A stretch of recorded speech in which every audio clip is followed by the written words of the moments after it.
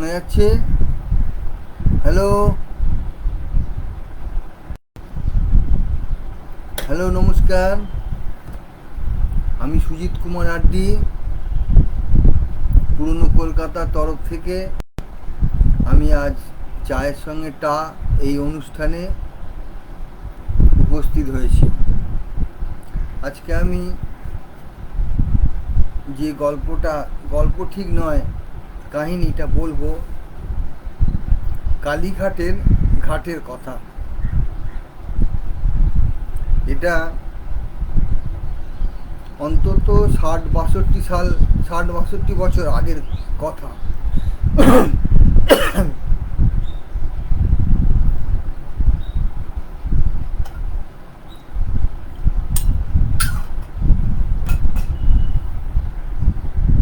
চেতলা হাট থেকে কালীঘাট যাওয়ার একটা শর্টকাট গলি আছে, সেটাকে বলে গঙ্গা গলি।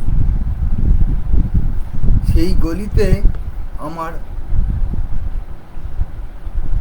জন্ম, এবং এই ছোটোবেলা থেকে ওখানে কালীঘাটের গঙ্গাতে, আমাদের এই ঘাটেতে যাওয়া আসা এমনভাবে দেখেছি, এটা আজও আমার প্রচণ্ড মনে আছে।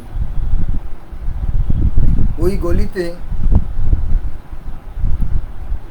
চৌকো চৌকো পাথরের স্ল্যাব পাতা থাকতো, এবং টিনের চাল, মাটির বাড়ি তখন অনেকগুলো ছিল। এবং সবথেকে বড় কথা হচ্ছে, ওখানে যাওয়া আসার পথে লোকেরা যে যাওয়া আসা করতো, তাতে পুরনো দিনের একটা প্রাচীন গন্ধ যেন আজও আমার মনে ভেসে আসে। এটা বলছি প্রায় বছর 60 আগের কথা। সরি, কর্পোরেশনের লোক সকাল সন্ধে আসতো ইলেকট্রিকের লাইট জ্বালাতে নেভাতে। ভোরবেলা থেকেই দেখতাম, এবং বাড়ির সামনেই একটি টিনের ডাস্টবিন ছিল, তার গায়ে লেখা ছিল ময়লা ছুঁইলে শাস্তি পাইবে। এই শাস্তির মানেটা তখন ঠিক বুঝিনি, কিন্তু যদি কোনো ভুল ক্রমে যদি ছুঁয়ে ফেলতাম, তো বাড়িতে ঢোকার আগে মাথায় 1 বালতি জল ঢেলে তবে আমাদের বাড়িতে ঢুকতে হতো। ফেরিওয়ালা আসতো, সারাদিন আলতা, সিঁদুর, চুড়ি, শাঁখা, নানা রকম জিনিস ফেরি করতে আসতো, গলি দিয়ে হেঁকে হেঁকে যেত। বিকালবেলা বেলফুলের মালা, অথবা সন্ধেবেলা কুলফি, মালাই, এইসব নিয়েও আসতো। গঙ্গা স্নান সেরে লোকেরা ঠাকুরের নাম করতে করতে গলি দিয়ে যাওয়া আসা করতো। চেতলা হাটে হচ্ছে এই গলি দিয়ে ঢুকেই প্রথমেই হচ্ছে ডান দিকে একটা হাট ছিল, তখন টিনের শেড দেওয়া এবং মাটির চাতাল। বুধবার হাট বসতো, লোক সমাগম হতো খুব। আর বাইরের দিকে 4 রাস্তার মোড়ে যে হাট, সেটা ছিল খুব বিখ্যাত বুধবারের হাট। এবং সেই হাটেতে হাজার রকম জিনিস বিক্রি হতো, জামা কাপড়, মাদুর, মশারি, আর হচ্ছে মাছ ধরার সরঞ্জাম। তার মধ্যে জাল, ছিপ, সুতো, বড়শি, ফতনা, এইসব নানা রকম জিনিস থাকতো।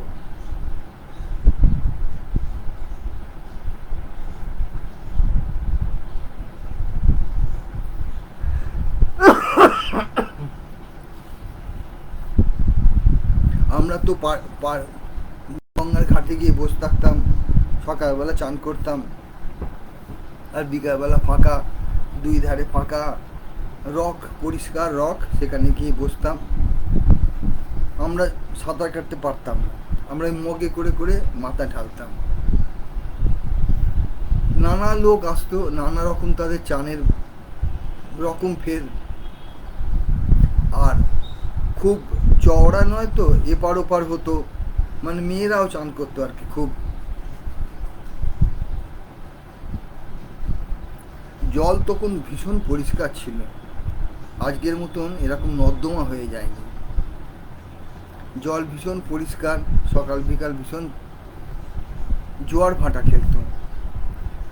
আর লোকেরা পুজোর জন্যে শিশি, বোতল এবং কলসি করে পর্যন্ত জল নিয়ে আসতো। আমরাও বাড়িতে পুজোর জন্য জল নিয়ে আসতাম। জলটা খুব পরিষ্কার ছিল। আগেই বলেছি জোয়ার ভাটা খেলতো, এবং জোয়ার ভাটার মজাটা হচ্ছে, মজা মানে ঠিক অন্যরকম। সকালবেলাতে এমন জল এলো, লোকের বাড়ি ঘর দোর ভেসে গেল, গলি দিয়ে রাস্তা দিয়ে এসে সম্পূর্ণ লোকের বাড়িতে ঢুকে গেল, উঠোনে ঢুকে গেল। 3-4 ঘন্টা বাদে বাদে জলটা, হয়তো 5 ঘন্টা বাদে জলটা বেরিয়ে গেল, কিন্তু রয়ে গেল উঠোনে, ঘরে এক প্রস্তর মাটি, বালি, এসব। এরকম প্রায় হয়, প্রায় তখন হতো, যেহেতু জোয়ার ভাটাটা হতো এবং এমন জল আসতো যে লোকেরা বাড়িতে জল ঢুকে যেত। এইরকম একদিন হঠাৎ সকালবেলার দিকে কালীঘাট স্টপেজে নেমেছি, নেমে একটু এগিয়ে বাঁদিকে রাখালদাস আড্ডি রোড দিয়ে এগোচ্ছি। এগোতে এগোতে ডান দিকে busy press, Bengal government press, ওখানে সরকারি ব্রিটিশ আমলের প্রেস, সরকারি নথিপত্র সব ছাপাটাপা হতো, এখন কি হয় জানি না। ওই বিজি প্রেসের কাছে এসে দেখি 1 হাঁটু জল। তো মনে আমি খুব অবাক হলাম যে এখন তো বর্ষার সময় নয়, আর 2-4 দিন বৃষ্টি বাদলও হয়নি, এত জল এলো কোনখান থেকে? খুব অদ্ভুত ব্যাপার। জুতো হাতে তুলে মামার বাড়িতে গিয়ে পৌঁছালাম। গিয়ে শুনলাম সকালবেলা বেদম জোয়ার এসছে। জোয়ারের জল ওই পাথর বেছানো গলি দিয়ে, নর্দমা দিয়ে উঠে বাড়িতে এসছে, আর পুরো রাখালদাস আড্ডি রোডটা পুরো জলে জলমগ্ন। ওটা কিন্তু বৃষ্টির জল নয়, জোয়ারের জল। তারপর আবার 2-4 ঘন্টা বাদে জলটা চলে গেল, রাস্তা পরিষ্কার হয়ে গেল। এরকম আমরা প্রায় মাঝে মাঝে দেখতাম। এই রকম আরেকটা, এই জোয়ারের ব্যাপারে আরেকটা ঘটনা বড়দের মুখে শুনেছি। আমার অভিজ্ঞতা হয়নি, কিন্তু আমি বড়দের মুখে শুনেছি। এই কালিকা সিনেমা হল আছে, ওখানে সিনেমা চলছে, সিনেমা চলছে, হঠাৎ দারোয়ান চেঁচিয়ে উঠল, টেংরি উঠাকে बैठो। কি ব্যাপার? গঙ্গার জল, জোয়ারের জল সিনেমা হলের নিচ দিয়ে, মেঝে দিয়ে বইছে। সবাই জুতো টুতো সমেত পা তুলে বসলো। জোয়ারের জল প্রায় হলেতে চলে এসেছে। আবার হয়তো 2 ঘন্টা বাদে সে জল নেমেও যেত। এই কালীঘাটের আদি গঙ্গার এইরকম অনেক রকম চিত্র চরিত্র আমি চোখে আমি দেখেছি, আমার মনের মধ্যে এখনো আজও গেঁথে আছে। আর হচ্ছে আদি গঙ্গার দুই পারে বিরাট বিরাট গাছ ছিল। সেই গাছগুলো এত উঁচু, উপরে গিয়ে পুরো তোমার নদীতে ছেয়ে থাকতো, নদীতে ছেয়ে থাকতো, নদী অন্ধকার হয়ে থাকতো, গাছ এত থাকতো। আর একটা খুব বলার মতন, ওই গাছ থাকার জন্যে ওখানে বাঁদর হনুমান খুব উৎপাত ছিল। আমরা ভয় পেতাম, বাঁদর হনুমান খুব ছিল। তো এইটা একটা আরেকটা ঘটনা বলি। লোকে বাড়িতে উৎপাত করতো খুব।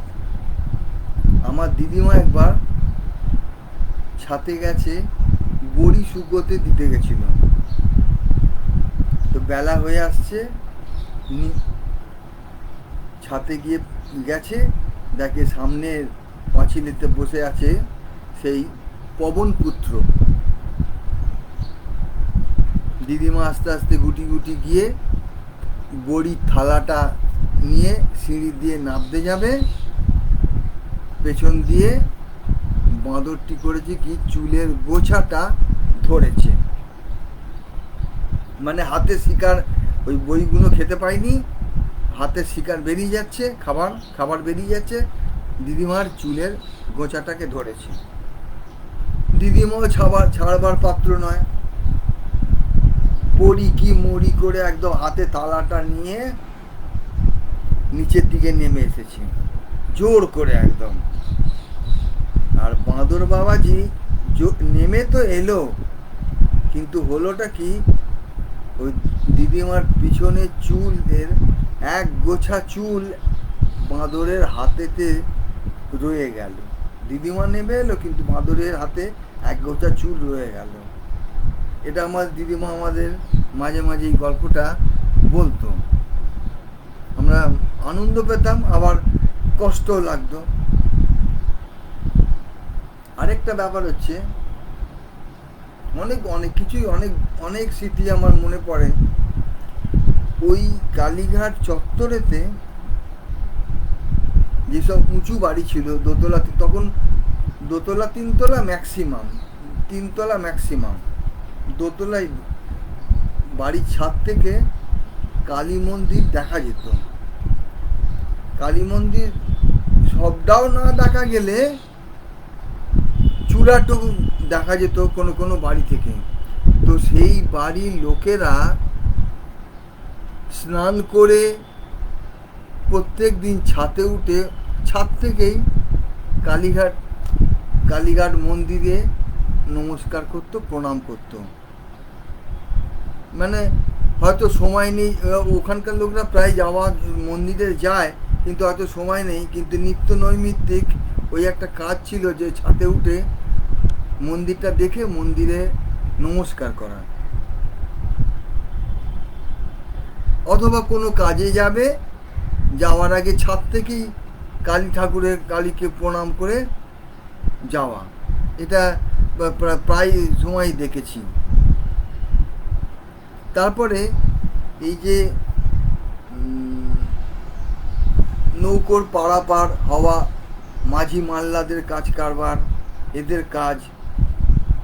যে মাঝিদের যে পারাপার, এটা ইজারা নিয়ে 1 বছর বা 2 বছরের ইজারা নিয়ে নদী পারাপার করত, দরপত্র মাধ্যমে ইজারা নিয়ে পারাপার করত। এবং ভাটা জোয়ারের অবস্থা বুঝে এর পরিচালনাটা হতো। যখন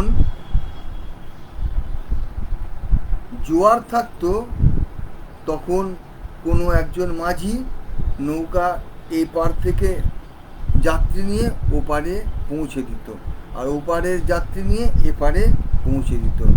একজন মাঝি সবসময় বহাল থাকতো। আর যদি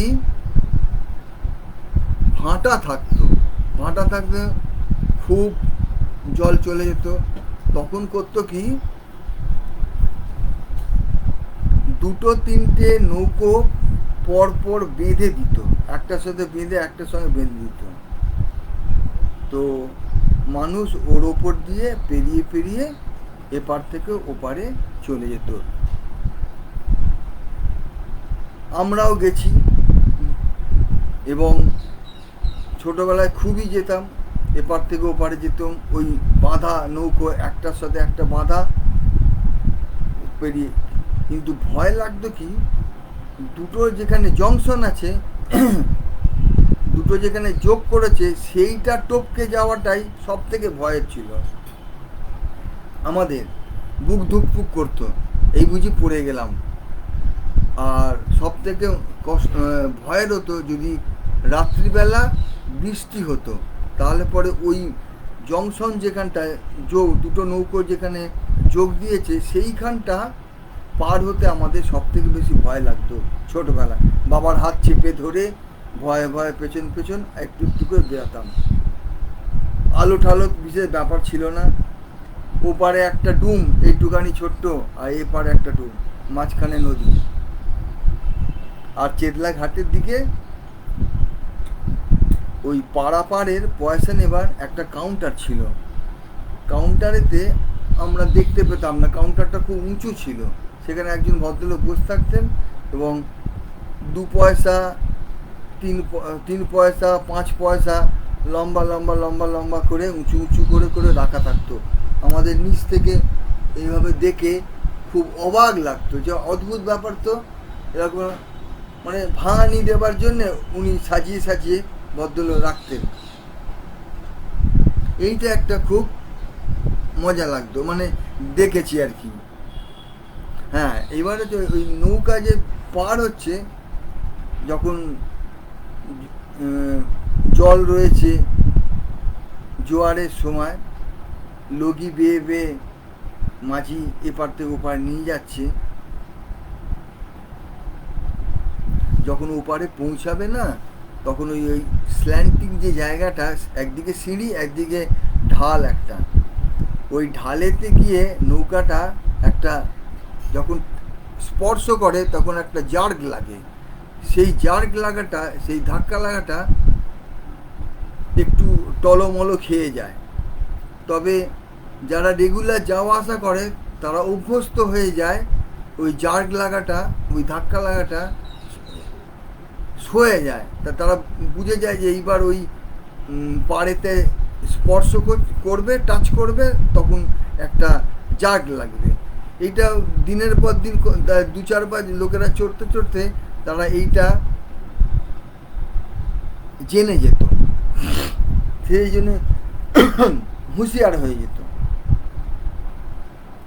বডিটাকে ঠিক ব্যালেন্স করে নিত। আর পাড়ে বসে বসে আমরা দেখতাম প্রচুর নৌকো আসতো, প্রচুর। সেই নৌকাতে চাল থাকতো, ইট, বালি, সুরকি, ঠাকুর গড়ার মাটি সমস্ত আসতো, এসে ওখানে হয় ওখান থেকে বেয়ে বেয়ে চলে যেত, নয়তো ওই ঘাটে এসে খালাস করতো। ওখানে মাটি মাটি ওখানে 2-একটা কুমোর বাড়ি ছিল, ওখানে মাটি বা ইট যা হোক ওখানে ওরা নামাতো,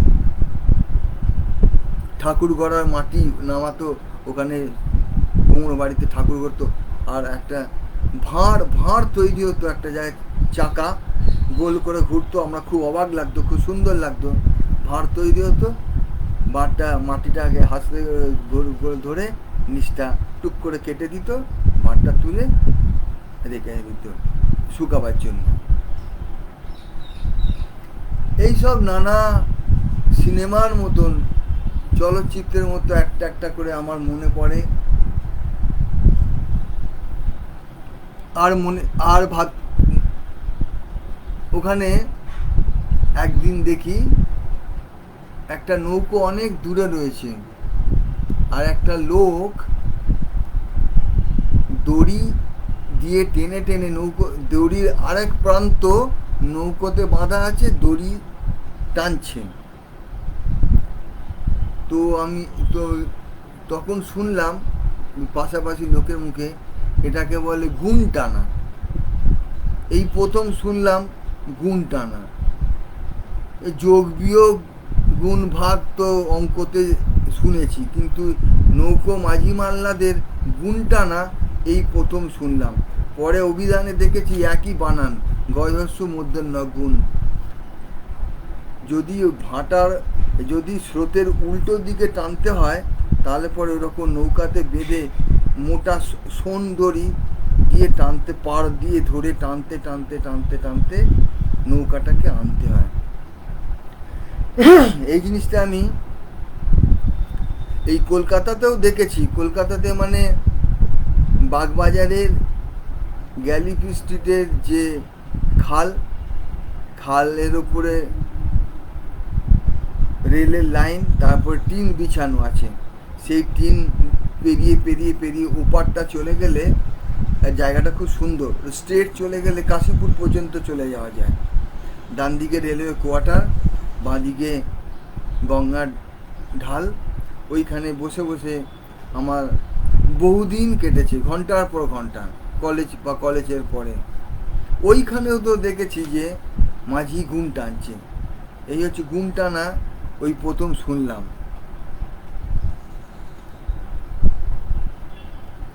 আরও কত, কালীঘাট মানে হচ্ছে এই যেসব পুজো হয়, বারোয়ারি পুজো, ওই দশমহাবিদ্যার যে যতগুলো আছে, দশমহাবিদ্যার ছিন্নমস্তার, বগলা, কালী, কমলা, এই সমস্ত পুজো ওখানে হয়, ওই ওই পাড়াতে হয়। এবং এগুলো কালী পুজোর দিন আমি ওখানে ঘুরে ঘুরে দেখেছি। এবং ওই ছিন্নমস্তাটি নদী দেখতে আমাদের খুব ভয় লাগতো, যে অদ্ভুত, আমরা পাড়াতে কখনো দেখিনি। ওই ওই কালীপাড়া, কালীঘাটের পাড়াতেই এইরকম ছিন্নমস্তা দেখেছি।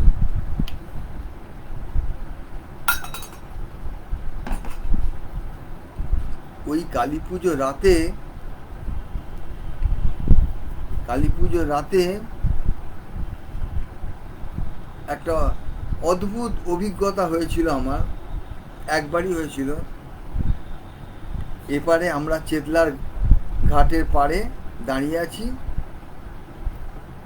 ওপারে দেখছি যে দুই পাড়ের দুই পাড়ার ছেলেদের মধ্যে বাজির লড়াই হচ্ছে। বাজির লড়াইটা, ব্যাপারটা হচ্ছে এ পাড়ার ছেলেরা নদীর এপাড়ার ছেলেরা একটা চকলেট বোম ছুড়ল ও পাড়ার ছেলেদের গায়ে। নদী তো চওড়া নয় খুব বেশি, আর এই ছুঁড়লে এপার থেকে ওপারে চলে যাবে। তো এ পাড়ার ছেলেরা একটা চকলেট বোম ছুড়ল ও পাড়ার ছেলেদের গায়ে। আর ও পাড়ার ছেলেরা করলো কি, একটা উড়ন তুবড়ি জ্বালিয়ে এমন করে ছাড়লো, নদীর ওপর দিয়ে, জলের ওপর দিয়ে ভেসে ভেসে ভেসে ভেসে একবারে এই পাড়েতে চলে এলো। এটা কন্টিনিউ চলতো, 1 ঘন্টা 2 ঘন্টা 3 ঘন্টা, সন্ধেবেলা, রাত্রিবেলা 6টা 7টা 8টা পর পর পর পর চলতো। এবং এটা একটা অদ্ভুত ব্যাপার, অদ্ভুত। এটাকে ঠিক ঠিক মুখে বলেও বোঝানো যাবে না, লিখেও বোঝানো যাবে না। আমি দেখেছি বলে আমি জিনিসটা বলতে পারছি। ওরা ছুঁড়ছে, এরা ছুঁড়ছে, সেই নদীর ওপর দিয়ে, জলের ওপর দিয়ে ভেসে ভেসে আসছে উড়ন তুবড়িটা, এসে এপারে গিয়ে ফাটছে। সেটা মানে খুব দারুণ ব্যাপার একটা। আরও মনে পড়ে, ওই ঘাটেতে বসে বসে থাকতাম, বাড়ির একদম কাছেই তো, আর বিশেষ কেউ কিছু আপত্তিও করতো না। গরমকাল, দুপুরবেলা দেখেছি আর্ট কলেজের ছেলেদের স্টুডেন্টদের নদীর পাড়ে বসে প্র্যাকটিক্যাল ক্লাস করছে। থিওরিটিক্যাল ক্লাস হচ্ছে আর্ট কলেজেতে, এবং তাদের প্র্যাকটিক্যাল ক্লাস হচ্ছে আউটডোর, বাইরে। এই নদীর পাড়ে বসে বসে তারা আঁকছে। কোনো মানুষ হয়তো বসে আছে, কেউ ঘুমোচ্ছে, নৌকা বা ওপারে মন্দিরের গায়ে সবুজ শ্যাওলা জল পড়ে পড়ে সবুজ হয়ে গেছে, সেই সব ছেলেরা মেয়েরা বসে বসে এপারে বসে বসে আঁকছে। আমরা হাঁ করে অবাক হয়ে দেখতাম, কি অপূর্ব সব ছেলেগুলো আঁকছে। আঁকার প্র্যাকটিক্যাল ক্লাস, আমি মনে করি ওটা আঁকার প্র্যাকটিক্যাল ক্লাস হচ্ছে ওটা। আর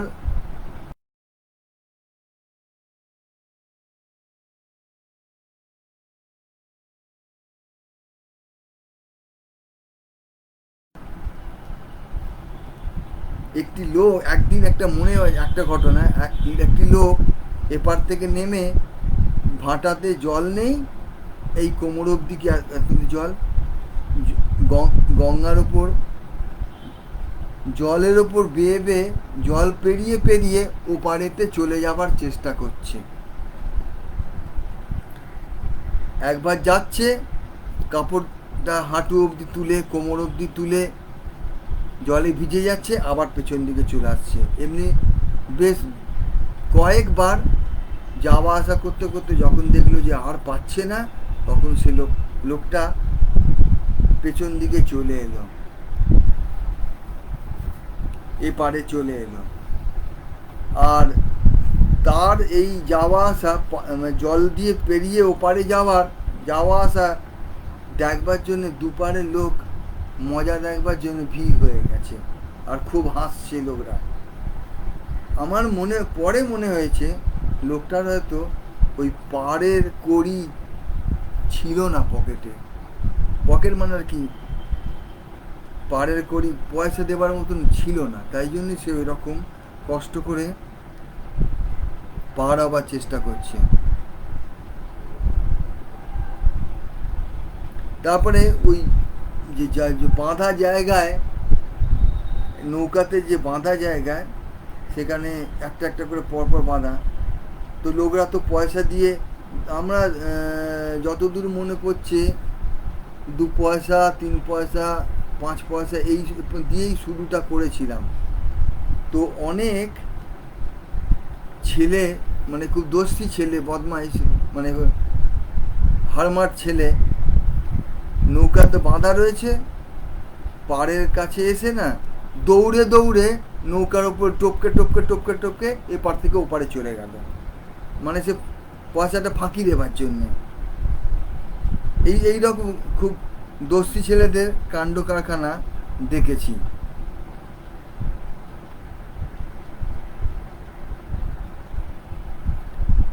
ফিরে গেছি সেই, মানে কোথায় 60 বছর 65 62 বছর আগে, প্রাচীন দিনের আগে।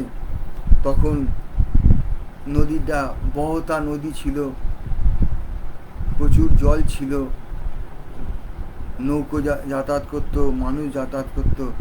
এখন নদীটা মরে গেছে, নদীটা মরে গেছে, নদীতে জল নেই, নদী শুকনো, এবং এটা আমাদের দোষে হয়েছে। আমাদের বাড়ির যত বর্জ্য পদার্থ, যত ছাই ভস্ম নোংরা, ওই ফেলে ফেলে নদীটাকে ভরাট করে দিয়েছে। আর ওটাকে যে পরিষ্কার করে আগের মতন একটা বহতা নদী সে আবার হবে কোনো দিন, সে আশা দুরাশা মাত্র। এক সময় লোকেরা কালীঘাট মন্দির, মহাকালীকে দেখবার জন্যে নৌকা করে, যখন অত যানবাহন ছিল না, রাস্তা ছিল না, এই বড় গঙ্গা থেকে বেয়ে বেয়ে এসে এই কালীঘাটের ঘাটে নেবে কালী মন্দির দর্শন করতে যেত। এটা আমরা বড়দের মুখে শুনেছি, কিন্তু এই জলপথ বন্ধ হয়ে গেছে, এখন রাস্তা দিয়েই যায় লোক, কিন্তু জলপথ একটা ছিল। নদীটা মৃত, মানে যে নদী হারায় স্রোত চলিতে না পারে, সহস্র শৈবাল দাম বাঁধে আসি তারে। এটা শৈবাল হলে বাঁচানো যেত, কিন্তু এ যে জিনিস ওর ওপরে চাপা দিয়েছে, তাতে আর কোনো দিন বহতা নদী আমাদের পরবর্তী প্রজন্ম দেখতে পাবে কিনা আমার খুব দুরাশা। এখন তো ফুট ব্রিজ হয়ে গেছে, এখন আর নৌকোর কারবার নেই, নৌকো কোনো কাজ নেই। ফুট ব্রিজের ওপর ভালো লাইট দিয়েছে, লোকেরা ওর ওপর দিয়ে পারাপার হয়, যাওয়া আসা করে। কত সুখ দুঃখের কথা একটা নদীর ওপরে করা ছিল, সে সমস্তই হারিয়ে গেছে। ভবিষ্যৎ প্রজন্মের ছেলেরা, মানুষরা জানতেও পারবে না যে এককালে এই নদীটা কত জল বহন করত, কত মানুষের জীবন জীবিকা নির্ভর করত। এসব সমস্ত মনে থাকে, এতে ইতিহাস বইতে হয়তো লেখা থাকবে, কিন্তু কেউ আর দেখতে পাবে না। ওই যে পাড়ার ছেলে স্নানের ঘাটে জল ছিটিয়ে সাঁতার কাটার আর উপায় নেই, কাদার উপরে আর কি সাঁতার কাটবে, জলও ছেটাতে পারবে না, ওই কাব্যের মধ্যেই থাকবে আর কি। কত মানুষের সুখ দুঃখ, কত কিছু জড়িয়ে আছে একটা নদীকে ঘিরে। নদীটা শেষ হয়ে গেছে, দেখলে পরে খুব দুঃখ লাগে। আমরা পাড়ে বসে বসে দেখেছি, ওখানে চান করেছি, ওখানে সরস্বতী পুজো ঠাকুর ভাসানো দিয়েছি, বাড়িতে গঙ্গা জল নিয়ে এসেছি পুজোর জন্যে। কিন্তু এইভাবে যে একটা নদী শেষ হয়ে যাবে, সেটা ভাবা যায় না। এখন মানে বিকট পুঁতি গন্ধময় ওই কাদার ওপর ফুট ব্রিজের ওপর নাকে চাপা দিয়ে মানুষ কোনো রকমে ওই চেতলাঘাট থেকে কালীঘাটে যায়, কালীঘাট থেকে চেতলাঘাটে আসে, এই পারাপার হয়।